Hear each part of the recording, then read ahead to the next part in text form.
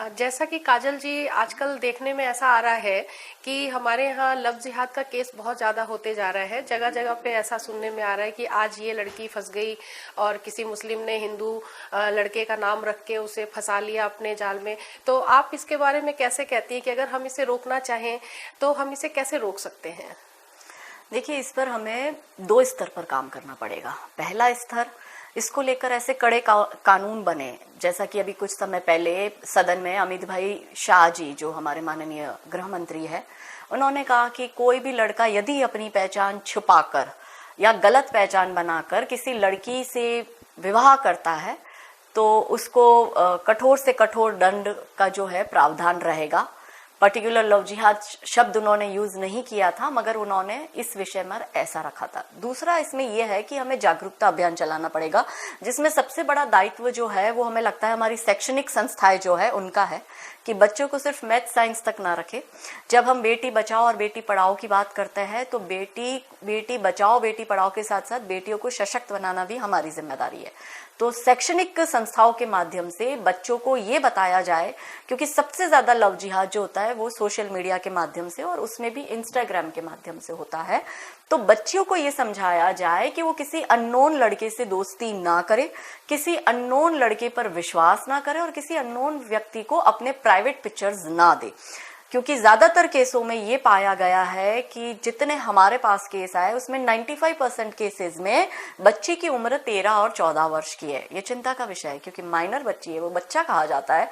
वो बच्ची जब किसी अब्दुल के ट्रैप में आ जाती है, उसे लगता है कि वो तो अजय है और वो उसके प्यार में पड़ जाती है इंस्टाग्राम के माध्यम से, सोशल मीडिया के माध्यम से, और फिर जो बच्ची है वो गलती से अपने प्राइवेट पिक्चर्स उस लड़के को दे देती है। लड़के के पास फोटो वीडियो आता है, सेम मॉडेस्ट ऑपरेंडी है जो सारे केसेस में हमें सिमिलर दिखी, कि वो फिर उस लड़की को जब तक चल रहा है ठीक से तब तक ठीक है, और यदि लड़की उससे अपनी दोस्ती तोड़ती है या ऐसा कुछ अनबन हो जाती है तो वो लड़की को उसके फोटो और वीडियो वायरल करने की धमकी देकर उसका शारीरिक यौन शोषण करता है। तो यहाँ पर हमें बच्चियों को ये जागरूक करना पड़ेगा कि वो ऐसे लोगों से दोस्ती ना करे, ऐसे कोई विश्वास ना करे, अननोन लोगों के संपर्क में आकर अपने प्राइवेट पिक्चर्स ना दे। तो ये एक जागरूकता अभियान साथ साथ में पूरे समाज को चलाना पड़ेगा, जिसमें धार्मिक संस्थाएं, शैक्षणिक संस्थाएं, सामाजिक संस्थाएं, हिंदूवादी संगठन जो है, सबको मिलकर, आपको हमको मिलकर, सबको मिलकर ये जागरूकता अभियान चलाना पड़ेगा। और इसी के तहत हम पूरे भारत भर में हर महीने 7 से 8 हजार किलोमीटर का ट्रैवल करते हैं, स्कूल कॉलेज में जाते हैं, ऐसी बहुत सी धर्म सभाएं करते हैं, अलग अलग संगठनों द्वारा आयोजित की जाती है, कि जिसमें हम बेटियों को बताते हैं कि वो इससे कैसे बचे। और हमसे बहुत सी बेटियां जुड़ भी रही है। हम एक छोटा सा किस्सा आपसे शेयर करेंगे कि आज से 8 वर्ष पहले जब हमने ये संघर्ष शुरू किया था, तब हमारी धर्म सभा में 25-50 लोग बड़े मुश्किल से आते थे। धीरे धीरे ये हुआ कि लोग आने तो लगे, पर पुरुषों की संख्या ज्यादा होती थी और महिलाएं जो होती थी वो गिनती मात्र होती थी उस संख्या में।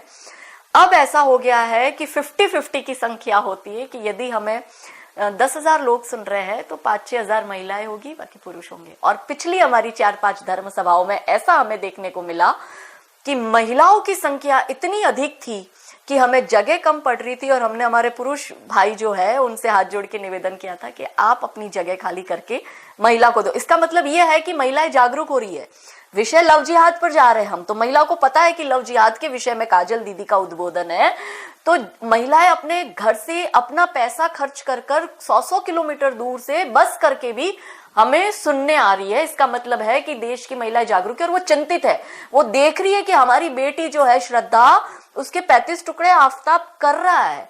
वो देख रही है कि साक्षी को 31 बार सुलेमान चाकू घोंप के मार रहा है। वो देख रही है कि डॉक्टर सुमेधा शर्मा को महमूद गनी अपने प्यार के जाल में फंसाकर मार डाल रहा है होली के दिन। तो हमारी बेटियों की ये दुर्दशा देखकर हमारी जो समाज की नारी शक्ति है वो चिंतित है, इसलिए वो इन धर्म सभाओं में आ रही है। और हमें लगता है कि जब जब अधर्म बढ़ा है तो धर्म का जो स्थापना है वो महिला शक्ति ने करी है, अधर्म का नाश महिला शक्ति ने किया है, चाहे सतयुग में माता दुर्गा हो, त्रेता युग में माता सीता हो, द्वापर युग में माता द्रौपदी हो, ये सब धर्म की स्थापना के निमित्त बने हैं। इसी तरह से इन लव जिहादी नर पिशाची नरभक्षी भेड़ियों का यदि कोई समूल नाश कर सकता है तो कलयुग में भारत की महिला शक्ति ही कर सकती है। अतः समस्त महिला शक्तियों से हमारा यह अनुरोध है कि आप शक्ति स्वरूपा है, हमारी बेटियों को बचाने की जिम्मेदारी सबसे पहले हमारी बनती है, तो हमें मिलकर लव जिहाद का समूल नाश करना पड़ेगा। और 2030 से पहले जो संकल्प लिया है समाज की विभिन्न महिलाओं ने कि हम 2030 से पहले भारत को लव जिहाद मुक्त करेंगे, तो इस कार्य में हमें लगता है हमें उनके साथ जुड़ना चाहिए और इसे शाश्वत सत्य बनाने की और कार्य करना चाहिए। अच्छा, एक बात और है काजल जी, ऐसे तो समाज सेवी संस्थाएं बहुत सारी ऐसी हैं जो जागरूक कर रही हैं, लेकिन आपका जो तरीका है, जो निडरता है, निडरता के साथ आप जो सभाओं में अपना वक्तव्य देती हैं और ऐसे खुल के बोलती हैं, इसमें कई आपके जिहादी दुश्मन खड़े हो जाते हैं। क्या उनसे आपको कोई समस्या नहीं आती? अभी मैंने सुना था कि इतनी चर्चा में थी आपने जो है 5 दिन जेल में भी काटे हैं, और जिसमें कि हमारे लोग ही, हिंदू भाई ही लगे हुए थे, है ना। और इस विषय पर आप क्या कहना चाहेंगी कि आपको किस किस तरह की मुसीबतों का सामना करना पड़ता है? देखिए, धर्म के कार्य में संघर्ष तो होगा ही। हमारे भगवान श्री राम जी जो है वो वनवास 14 वर्ष तक उन्होंने भोगा और उन्होंने बहुत संघर्ष किया। वनवास के दौरान बहुत से राक्षसों का नाश किया, अधर्मियों का नाश किया।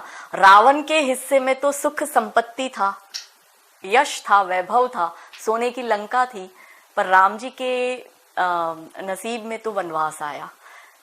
कंस जो था उसके पास सारा वैभव और ऐश्वर्य था, पर कृष्ण भगवान का तो जन्म ही जेल में हुआ। तो इसी तरह से जो कौरव थे उनके पास सारा सुख संपत्ति था, वैभव था, ऐश्वर्य था, राजपाट था, लेकिन पांडवों के नसीब में तो वनवास ही भोगने को आया। तो इसी तरह से हमें लगता है कि इतिहास उन्हें याद करता है जो धर्म पथ पर चलकर निस्वार्थ भाव से संघर्ष करते हुए धर्म की स्थापना के निमित्त बनते हैं। अतः हमें लगता है कि ये संघर्ष धर्म के कार्य में हमारा भी रहेगा। जब भगवान संघर्ष कर सकते हैं, भगवान जब इंसान के स्वरूप में, मानव स्वरूप में आके संघर्ष करते हैं, तो हम तो साधारण से व्यक्ति है, तो हमारे सामने संघर्ष तो निश्चित रूप से रहेगा। लेकिन जो भी लोग संघर्ष कर रहे हैं, बहुत से लोगों के समक्ष संघर्ष आता है, तो हम कहते हैं इससे घबराना भी नहीं है, इससे डरना भी नहीं है, निरंतर संघर्ष भी करना है, गिव अप भी नहीं करना है। और प्रभु श्री राम पर भरोसा रखकर निस्वार्थ भाव से यदि हम कार्य करेंगे तो भगवान हमारी रक्षा स्वतः करने आते हैं और धर्म की स्थापना के हम निमित्त बनेंगे। और इतिहास में उन लोगों के नाम नहीं लिखे जाएंगे, इतिहास में उन लोगों के नाम लिखे जाएंगे जो धर्म की स्थापना के लिए अपना सर्वस्व त्याग कर, सब कुछ न्यौछावर कर कर, जीवन का जोखम उठाकर, परिवार का जोखम उठाकर जो कार्य कर रहे हैं, उनके साथ साक्षात भगवान रहेंगे। एक प्रश्न और है, आपने एक बात कही अभी कि आपने ऐसा बीड़ा उठा रखा है कि 2030 तक हम इसे लव जिहाद मुक्त देश बनाएंगे। इसके लिए आगे की आपकी क्या क्या कार्यक्रम है, क्या क्या योजनाएं हैं? पहली बात तो ये है कि हमने नहीं उठाया है, ये भारत की नारी शक्ति ने बीड़ा उठाया है। भारत के बहुत से सामाजिक धार्मिक संगठन जो है उन्होंने ये बीड़ा उठाया है। हम तो अपना इसमें गिलहरी जितना जो योगदान है वो दे रहे हैं।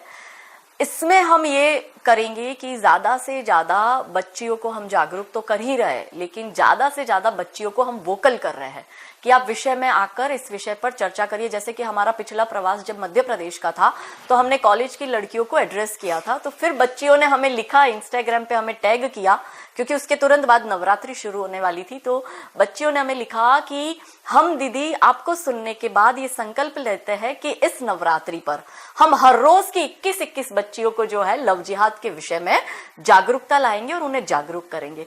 कुछ बच्ची हमें लिखती है कि आपको, जिन्होंने हमें प्रत्यक्ष नहीं सुना, जिन्होंने हमें सिर्फ सोशल मीडिया पे सुना है, तो वो बच्चियां लिखती है कि एग्जैक्टली हमारा बॉयफ्रेंड जो मुसलमान है, आप जो बता रही हो वो उसी पैटर्न पर हमारे साथ हो रहा है वैसा। तो वो लड़कियां हमें लिखती है कि हमने तो हमारे उस लड़के से ब्रेकअप किया, लेकिन हमने हमारी मित्र जो थी उसका भी ब्रेकअप कराया। तो ये एक अच्छा साइन है। भारत की बेटियां बहुत समझदार है, जरूरत है उन्हें वो सही दिशा देने की, उन्हें जागरूक करने की। और हमें लगता है कि ऐसी हमारे जैसी तो हजारों काजल जो है वो तैयार हो रही है और उन्होंने बीड़ा हाथ में उठाया है। तो भारत की बेटियां जो है वो पुनः सनातन उदित होगा, हार कर मत बैठ जाना, एक हिंदू मैं जगाऊं, एक हिंदू तुम जगाना। बहुत बहुत धन्यवाद काजल जी, आपको